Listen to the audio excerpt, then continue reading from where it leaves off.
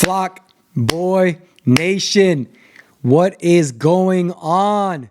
I'm so happy to be here with you guys. I have not been able to make a video in about a little bit over a week just due to personal reasons, work, my new daughter, taking care of everything I need to take care of. But I am happy that I am here now making this video and super excited over the results of this past weekend game between the Ravens and the Cleveland Browns, baby. How about those Ravens? Give me that 41-17 belt to game, baby. That is what I'm talking about, man. Everyone thought Derrick Henry this, Derrick Henry that, because, of course, all of the highlights, all of the comments the Browns were making about it not being difficult to tackle Derrick Henry. Grant Delpit, there's the Browns safety talking all that crazy talk. Jerry Jeudy talking about how our secondary presents no problems. This guy didn't even have, I don't even think he had 60, 70 yards in the game. So he obviously was talking sideways. But man, I really looked at the game this past Sunday, really enjoyed not just looking, of course, at our offense. Lamar Jackson is the #1 marquee player, right? That everybody always wants to see. But really, man, just all three phases of our team: special teams, offense, defense.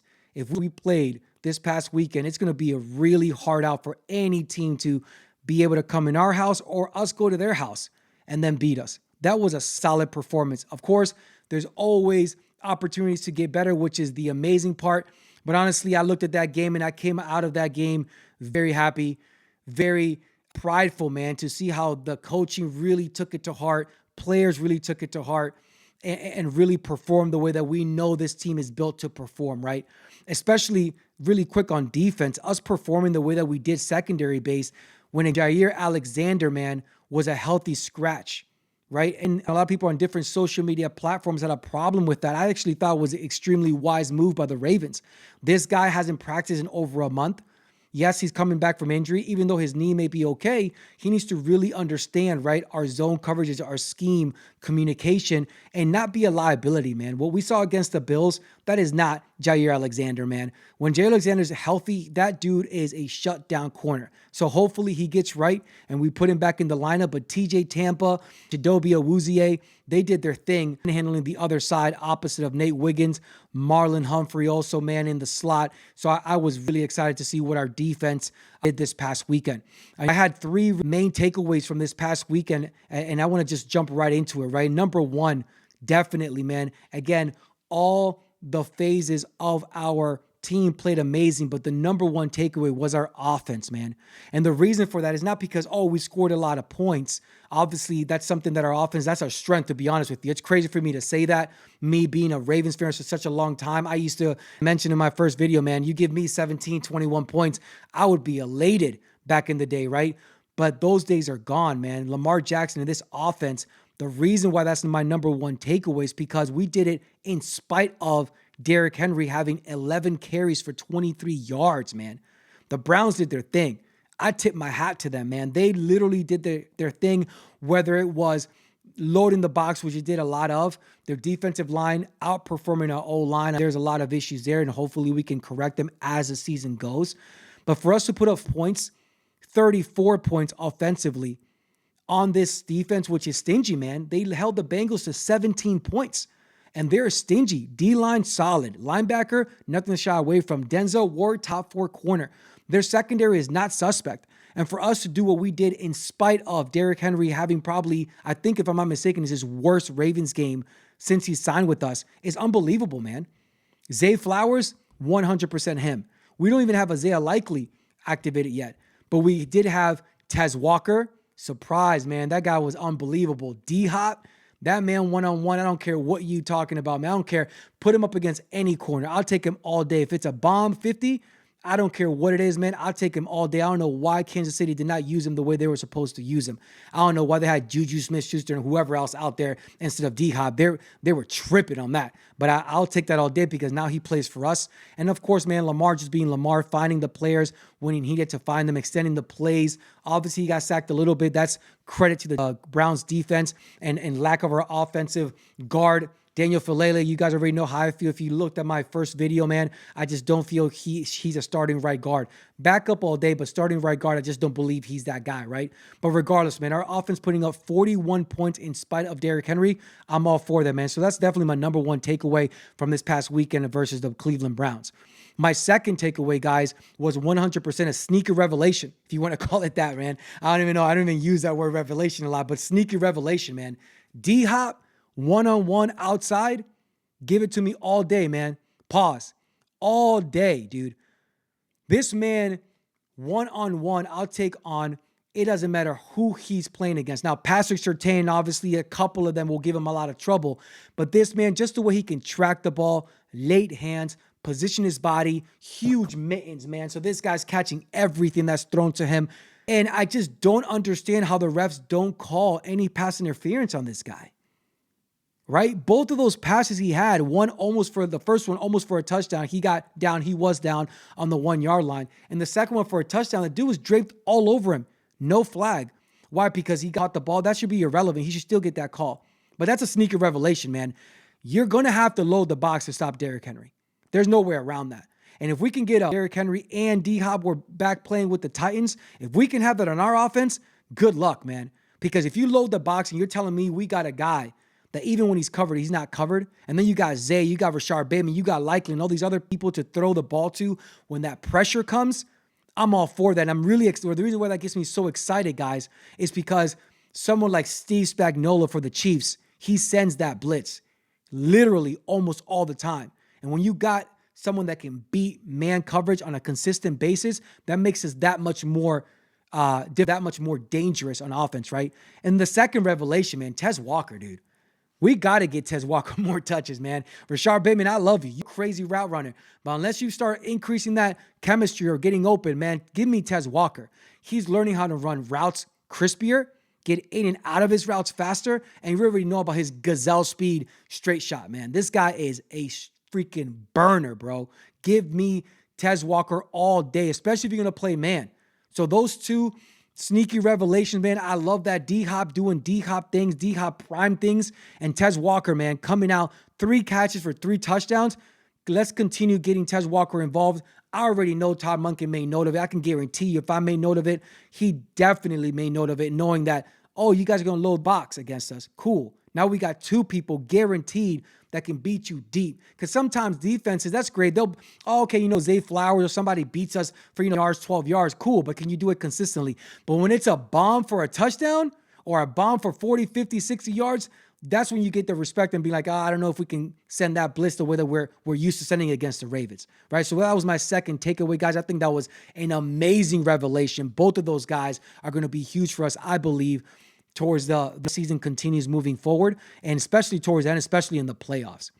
And the third takeaway, man, I know a lot of people say this, man, but I just can't say this enough, dude. Lamar Jackson is him. This guy's unbelievable, bro. This guy extends plays, his vision, man, how he can place the ball. Now, yeah, he had a couple missed passes. That's going to happen all the time, right? Especially week 2.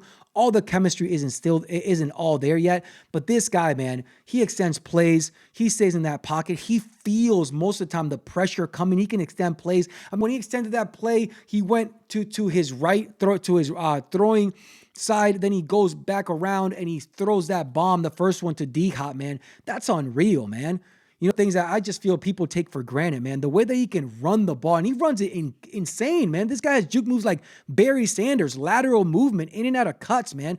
Breakaway speed. And the way he can place the ball on top of that, man, it's something unbelievable. And not only that, man, don't take my word for it. When you got somebody like Nick Wright on his show, taking down Patrick Mahomes from number 1, which I don't think that's ever happened. If it has, I haven't seen it. Taking Patrick Mahomes down from Mahomes Mountain and putting Lamar Jackson as number 1. And again, Josh Allen, there's a case to be made there. I just think that it's no fault to him. This past weekend, he didn't really have to do much. James Cook literally cooked the Jets nonstop, so he didn't really have to do much. So his stats were in there. I'm assuming that's probably why, but I'm not going to complain. Man, Lamar Jackson is doing things we've never seen, man. Just never seen. It's not about putting down Joe Burrow, putting down Patrick Mahomes to lift Lamar Jackson. It's just, man, give everybody their due. And Lamar Jackson is unbelievable, bro. Like, come on, bro. Like, you're not just talking about it gets me hyped. Man, miss me with all that, oh, this and that, oh, chirping. I don't give a damn about none of that, dude. This guy is unbelievable, bro. So, man, that's my third takeaway. If he continues to play like that, the one thing that I always say that people also say, and I feel like there's some degree of facts there, man. If you got to play like this in the playoffs, and I know it's early, I know none of us want to hear this because believe me, I don't like hearing this at all because always, oh, what are you going to do in the playoffs? What are you going to play? But then all the other quarterbacks, and unless you're Patrick Mahomes, I don't know who the hell's been winning all these Super Bowls that Burrow and Josh Allen don't get rated the same. Oh, Josh Allen performs really well, though. Cool, but he takes that L. And Joe Burrow back in freaking 1999, 1814 BC, he went to an AFC championship and to the Super Bowl, and he took an L. So the reason that gets me frustrated, man, it's just like get consistent with everyone that's not Patrick Mahomes, man. Patrick Mahomes is the only one that can really talk that talk. This guy has, his resume speaks for himself, man. But again, going back to Lamar, man, Lamar's unbelievable. He is doing things I get more and more excited every single week, man. I can't wait. I cannot wait, Flock Boy Nation. I cannot wait, man. Just thinking about it puts a smile on my face for Monday Night Football, bro. Against the Detroit Lions that just put up 52 points. That's what I'm talking about. I want to see what our defense does with an offense like that. And just a quick note, I really want to see what our defense does when we face a mobile quarterback, man. That is what I feel presents the most trouble to our defense. I'm not saying Jared Goff and them aren't going to put up points because they are. But it's just when we have to deal with a mobile quarterback like Josh Allen, Patrick Mahomes, and these type of quarterbacks where our defense just acts like we don't practice versus Lamar Jackson, the best at that. So I'm just hoping that our defense continues to grow more and more every single week. Quick snippet, man. I caught it on X about Roquan Smith giving a pep talk I'm not Roquan Smith. I'm sorry, Ray Lewis giving a pep talk to Roquan Smith before he went out. Yo, give me that every week, bro. If Roquan Smith is going to be playing like that, give me that every single week. Do 15 tackles. I think 4 of his tackles were for losses. Recovered freaking fumble to the house. Come on, man. Give me that all day. That was Roquan when we first traded him from Chicago. When we got him from Chicago, that's the type of Roquan we need, bro. And then we got Teddy Buchanan that I'm assuming Trent Simpson just ain't there yet, or maybe will never be there. That's great movement, man. That's showing us that Zach Orr is standing on business. Zach Orr's like, bro, if you're not playing good, we're not doing this whole shying away and hiding from, this guy, let's hide him and let's not. No, bro. If you're not playing good, kick rocks, bro. Get on that sideline, get on that bench, learn that playbook better. And until then, we're going to replace Jair Alexander, healthy scratch. I think that was a wise move. A lot of people were like, what do you mean? Oh my God. I think it was wise. Why? This guy hasn't practiced for over a month. This guy not only needs to get fully healthy, but he also needs to understand our scheme better. The zone, where he's supposed to be, where is his eyes at? He can't be a liability. If you are, again, get that ass on the bench, bro. Kick rocks. We're not dealing with that. Chidobe Awuzie and TJ Tampa were doing their thing. Now, we're going to see what's going on with Marlon Humphrey because he went out with a groin injury in the fourth quarter. We know what's going on with Kyle Van Noy, right? He's going to be missing a couple games with the hamstring. I do believe they're going to activate now and stop healthy scratching David Ojabo. Hopefully he comes back and he proves. Maybe that lit a fire under him being healthy scratch for 2 games. Mike Green's going to get the opportunities we want him to get, right? And Odafe Owe and else, Tavius Robinson, let's continue eating, man. Let's continue doing our thing. So thank you so much for your time, guys. Please, before you leave, if you like this video, please like, subscribe, and put that notification button right there. So every single time I put out these videos, you get that notification. Let's start making some comments, man. I want to talk to everyone. I want to get to know everybody, man. Let's talk that smack. Let's be collaborative in the comments. And again, just like, subscribe, and let me know of anything that I can do to make this channel better. I will see everybody after the game, night football against the Detroit Lions. I'm really excited about that. I mean, they just put up 52 points on their opponent. We just put up 41 points on ours. So let's see, right, what offense is going to prevail, man. Let's see what defense is going to step up, and let's keep it moving, man. Thank you guys so much for your time. I'll see you in the next time.